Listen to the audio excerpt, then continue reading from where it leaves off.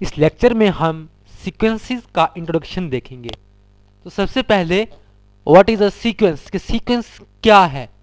A sequence is a set of things, usually numbers, that are in order. Sequence हमारे पास कुछ चीजों का सेट है जो कि आमतौर पर नंबर्स का सेट होता है, और वो नंबर्स किसी एक तरतीब के साथ होते हैं। ये एक सीक्वेंस है 3, 5, 7, 9। अब इसमें जो नंबर्स हैं उनमें कोई एक अरेंजमेंट है। 3 के बाद 5 आ रहा है, 5 के बाद 7 आ रहा है, 7 के बाद 9 आ रहा है, तो इनका आपस में कोई एक रिलेशन है। इनके 3 में हम 2 ऐड कर रहे हैं तो 5 आ रहा है, 5 में 2 ऐड कर रहे हैं 7 आ रहा है, 7 में 2 ऐड कर रहे हैं तो 9 आ रहा है। सीक्वेंस के जो मेंबर्स होते हैं उनको हम टर्म्स कहते हैं, एलिमेंट्स कहते हैं, सेम थिंग है। उसके बाद सीक्वेंस की टाइप्स। सीक्वेंस हमारे पास दो तरह के होते हैं, एक इन्फिनिट और फाइनाइट, इनफाइनाइट और finite. If this sequence goes on for ever it is called an infinite sequence, otherwise it is a finite sequence. अगर हमारे पास कोई एक ऐसा सीक्वेंस हो जो कि एंड नहीं हो रहा, उसकी कोई लास्ट टर्म नहीं है, तो तब वो हमारे पास इनफाइनाइट सीक्वेंस होगा, अदरवाइज वो हमारे पास फाइनाइट सीक्वेंस होगा। अब ये जो एक सीक्वेंस है 1 2 3 4, अब ये सो ऑन जा रहा है, अब ये एक इनफाइनाइट सीक्वेंस है क्योंकि इसमें कोई लास्ट टर्म नहीं है। Similarly 20, 25, 30, 35 up to so on, ये भी एक इनफाइनाइट सीक्वेंस है। अब नेक्स्ट 1 3 5 7, ये जो सीक्वेंस है ये हमारे पास एक फाइनाइट सीक्वेंस है क्योंकि इसमें लास्ट टर्म जो है वो मौजूद है। सिमिलरली 4 3 2 1, ये भी एक फाइनाइट सीक्वेंस है। 1 2 4 ये इनफाइनाइट सीक्वेंस है, ये फाइनाइट सीक्वेंस है। अब फाइनाइट और इनफाइनाइट सीक्वेंस जो है वो अब आप बता सकते हैं कि वो वाला सीक्वेंस जिसमें लास्ट टर्म होगी वो हमारे पास फाइनाइट सीक्वेंस होगा, और वो सीक्वेंस जिसमें हमारे पास लास्ट टर्म नहीं होगी वो हमारे पास इनफाइनाइट सीक्वेंस होगा।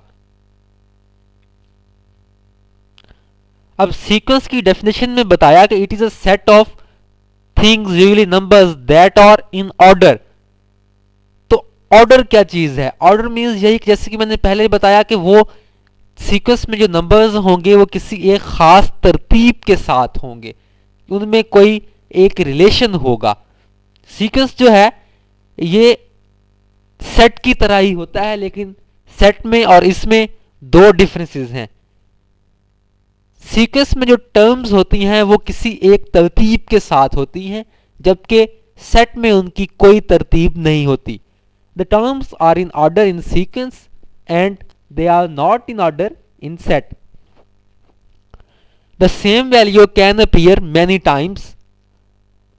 कोई एक वैल्यू जो है वो कई दफा किसी एक सीक्वेंस में आ सकती है, लेकिन सेट में जो एक वैल्यू है वो सिर्फ एक ही दफा आ सकती है।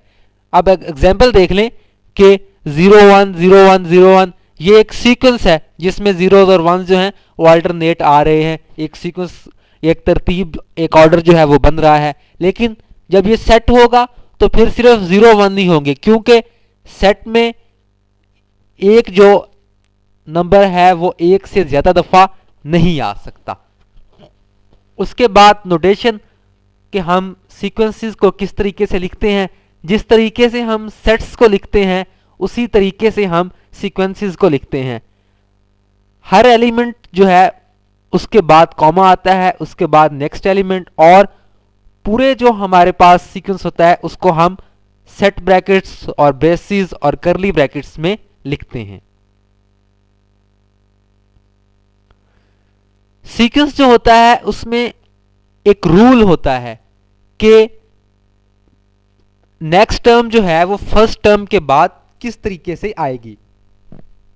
मिसाल के तौर पे ये जो सीक्वेंस है 3 5 7 9, ये अब 3 से स्टार्ट हो रहा है और हर दफा 2 ऐड कर रहे हैं तो नेक्स्ट टर्म आ रही है। 3 में 2 ऐड किया तो 5 आ गया, 5 में 2 ऐड किया तो 7 आ गया, 7 में 2 ऐड किया तो 9 आ गया, 9 में 2 ऐड किया तो नेक्स्ट टर्म जो है वो 11 आ जाएगी।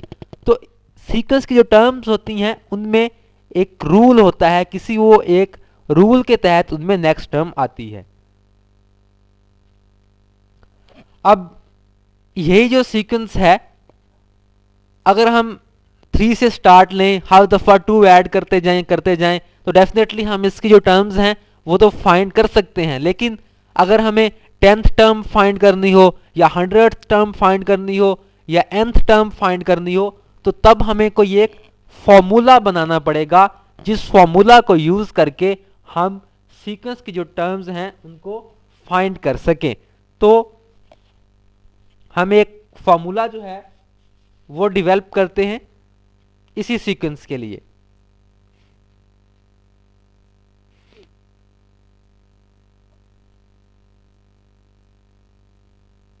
ये एक सीक्वेंस है 3, 5, 7, 9। अब हमने कोई एक रूल देखना है कि किस रूल के तहत इनमें जो नेक्स्ट टर्म है वो आ रही हैं। तो कोई एक फॉर्मूला जो है वो हम बना लेते हैं। पहला तो ये है कि we see the sequence goes up 2 every time, कि हर दफा जो सीक्वेंस है उसमें 2 ऐड हो रहा है। तो हमने एक टेस्ट रूल बना लिया कि 2n, हर दफा जो पहली टर्म है उसमें 2 जो है वो ऐड हो रहा है।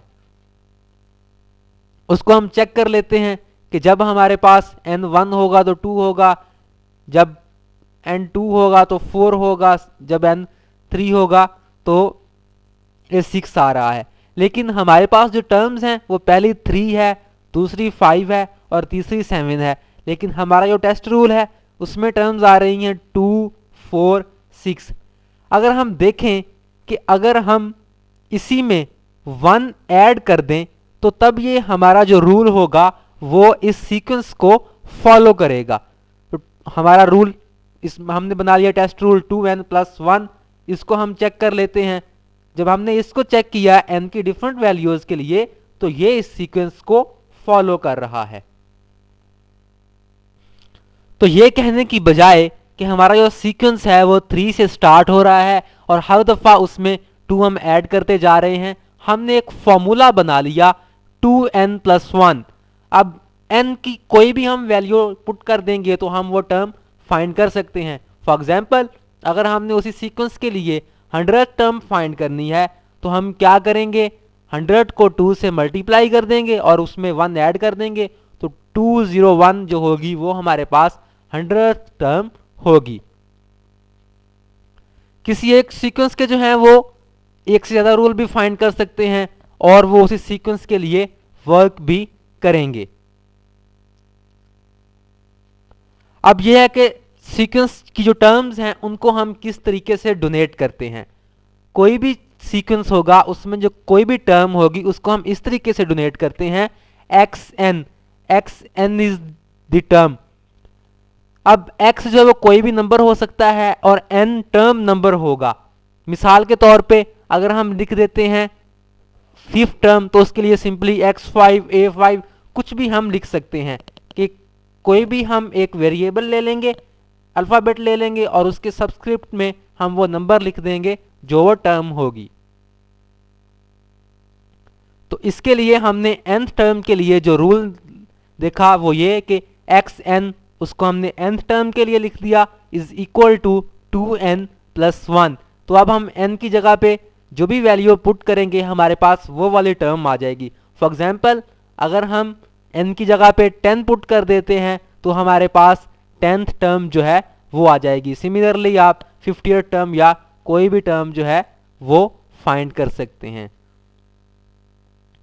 एक एग्जांपल देख लेते हैं कि एक सीक्वेंस है उसकी हमें जनरल टर्म जो है वो बता दी गई है और कहा गया है कि उसकी फर्स्ट 4 टर्म्स जो है वो कैलकुलेट करें। जनरल टर्म जो है वो है an is equal to -1/n whole raise to power n। अब फर्स्ट 4 टर्म्स हमने फाइंड करनी है। हम क्या करेंगे, सिंपली n की जगह पे नंबर्स पुट करते जाएंगे। जब हमने फर्स्ट टर्म फाइंड करनी है तो n की जगह पे 1 पुट किया तो हमारे पास टर्म आ गई, उसका आंसर आ गया -1। जब हमने n की जगह पे 2 पुट किया तो टर्म आ गई 1/4। जब हमने 3 पुट किया थर्ड टर्म आ गई -1/27। जब हमने 4 पुट किया तो फोर्थ टर्म आ गई 1/256। तो सीक्वेंस की जो 4 टर्म्स हैं वो हमारे पास ये आ गई। इस लेक्चर में हमने सीक्वेंसेस का इंट्रोडक्शन देखा कि सीक्वेंस हमारे पास क्या होता है। सीक्वेंस हमारे पास यूजुअली एक नंबर्स का सेट होता है जो कि किसी एक ख़ास तरतीब के साथ होते हैं। उसके बाद हमने ये देखा कि सीक्वेंस इनफाइनाइट कौन से होते हैं और फाइनाइट कौन से होते हैं। इनफाइनाइट सीक्वेंस हमारे पास वो सीक्वेंस होता है जिसमें हमारे पास लास्ट टर्म मौजूद ना हो और वो सीक्वेंस जो है वो चलता रहे, और फाइनाइट सीक्वेंस वो होता है जिस सीक्वेंस में हमारे पास लास्ट टर्म जो है वो होती है। सीक्वेंस के जो नंबर्स होते हैं वो किसी एक खास तरतीब के साथ होते हैं। सीक्वेंस और सेट जो है वो एक जैसे ही हैं, लेकिन उनमें एक छोटा सा डिफरेंस है। वो ये है कि सीक्वेंस में हमारे पास जो टर्म्स हैं वो किसी तरतीब के साथ होती हैं, लेकिन सेट्स में उनकी कोई तरतीब नहीं होती। और सीक्वेंस में हमारे पास जो एक नंबर है या एक जो टर्म है वो मैनी टाइम्स आ सकती है, लेकिन सेट में जो एक नंबर या एक टर्म है वो सिर्फ एक बार ही आ सकती है। उसके बाद हमने सीक्वेंस को लिखने का तरीका सीखा कि सीक्वेंस को जब हम लिखते हैं तो उसके नंबर्स के दरमियान कॉमा आता है और सारे नंबर्स को या सारी टर्म्स जो हैं उनको हम सेट ब्रैकेट्स या ब्रेसेस में लिखते हैं। किसी एक सीक्वेंस की जो टर्म्स हैं उनके आपस में कोई एक रूल होता है, उस रूल को वो फॉलो करती हैं। हमने एक सीक्वेंस देखा 3, 5, 7, 9 और हमने देखा कि हर दफ़ा जब पिछली टर्म में 2 ऐड हो रहा है तो उसके बाद नेक्स्ट टर्म जो है वो आ रही है। लेकिन अगर हमने जो टर्म है वो 10th टर्म फाइंड करनी हो या 100th टर्म फाइंड करनी हो तो फिर हम हर दफ़ा जो 2 ऐड करना है वो मुश्किल हो जाएगा, तो फिर हम उसके लिए कोई एक फॉर्मूला बना लेते हैं। तो किसी भी सीक्वेंस को देख के हम उसका फॉर्मूला डिवेल्प कर सकते हैं। मिसाल के तौर पे हमने ये एक सीक्वेंस लिया 3, 5, 7, 9 और उसके लिए हमने एक फॉर्मूला बनाया। देख के पता चल जाता है कि हर जो टर्म है वो n का कोई भी n है तो उसका 2 टाइम्स जो है वो आ रही है। हमने ये चेक कर लिया। उसके बाद हमने देखा कि जो 2n है उसमें जब 1 ऐड हो रहा है तो तब जो है वो टर्म्स आ रही हैं। हमने इसको टेस्ट रूल को चेक किया 2n + 1 को, तो ये हमारा वर्क कर रहा था। तो ये हमारा एक फॉर्मूला बन गया। इस फॉर्मूले से हम उस सीक्वेंस की कोई भी जो टर्म है वो फाइंड कर सकते हैं। किसी एक सीक्वेंस के लिए कई रूल हो सकते हैं। उसके बाद हमने ये देखा कि जो सीक्वेंस की टर्म्स हैं उनको हम किस तरीके से लिखते हैं। सीक्वेंस की जो टर्म है उसको लिखने के लिए किसी भी अल्फ़ाबेट की सबस्क्रिप्ट में हम वो नंबर लिख देते हैं जितने नंबर वाली वो टर्म होती है। मिसाल के तौर पे 5th टर्म है तो हमने उसको इस तरीके से लिख दिया x5। सिमिलरली हम nth टर्म है तो उसको हमने इस तरीके से लिखा xn = 2n + 1। तो हम 10th टर्म या कोई भी जो टर्म है वो इस सीक्वेंस में फाइंड कर सकते हैं। सिंपली n की जगह पे हम वो वैल्यू पुट कर देंगे। उसके बाद हमने एक एग्जांपल को सॉल्व किया जिसमें हमने एक सीक्वेंस की जो 4 टर्म्स हैं उनको फाइंड करना था। अभी हम 1-2 एग्जांपल्स और देखेंगे और साथ ही इसके बाद हम एक्सरसाइज 6.1 जो है उसको नेक्स्ट लेक्चर में सॉल्व करेंगे, जो कि बिल्कुल इसी बेस पे है कि उसमें हमने सीक्वेंस की जनरल टर्म दी हुई होगी तो उसकी जो टर्म्स हैं वो फाइंड करना होंगी। अब हम एग्जांपल्स देख लेते हैं सीक्वेंसेस की। तो पहली एग्जांपल ये है राइट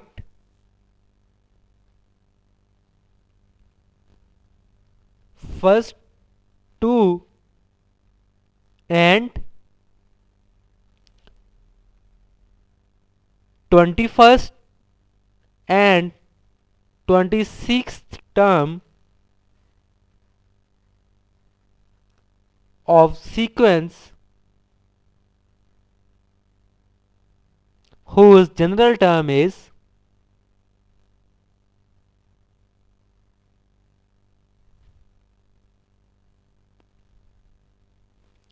-1 raised to power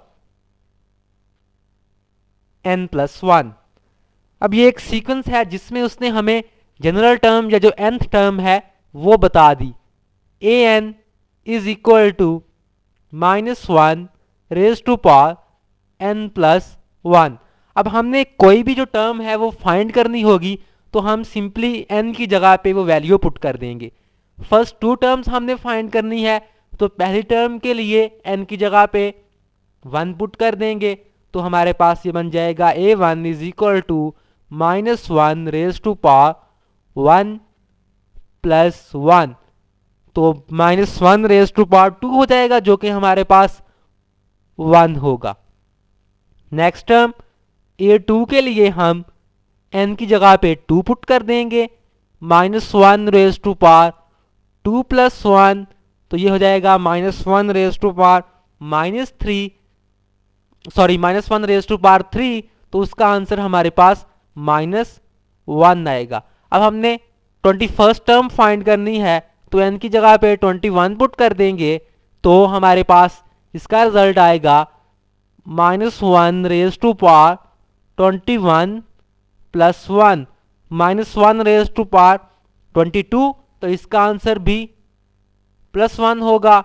जब हमने 26 टर्म फाइंड करनी है तो n की जगह पे 26 पुट कर देंगे, -1 raise to power 26+1 which is -1 raise to power 27 और -1 की जो 27th पावर है वो -1 होगी। तो अब इस तरह के जो क्वेश्चंस हैं कि हमें जनरल टर्म दी गई है और हमने सीक्वेंस की कुछ टर्म्स फाइंड करनी है तो हम इजीली फाइंड कर सकते हैं। सिंपली n की जगह पे हमने वो वैल्यू पुट कर देनी है जो टर्म हमने फाइंड करना होगी।